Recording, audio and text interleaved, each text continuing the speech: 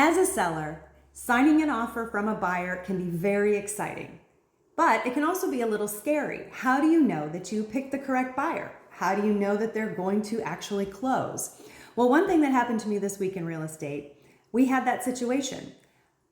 A seller accepted an offer from a buyer, and the buyer was supposed to bring in their deposit to escrow. Well, he had trouble doing that.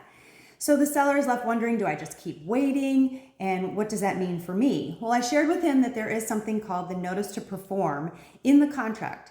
And it allowed the seller to give a notice to the buyer to perform, to bring in his deposit. Now, if he doesn't do that within 2 days, then the seller has options. They're able to either cancel the contract and move on to a new buyer, or they can still wait and give the buyer some more time. But it does allow the seller to have the option.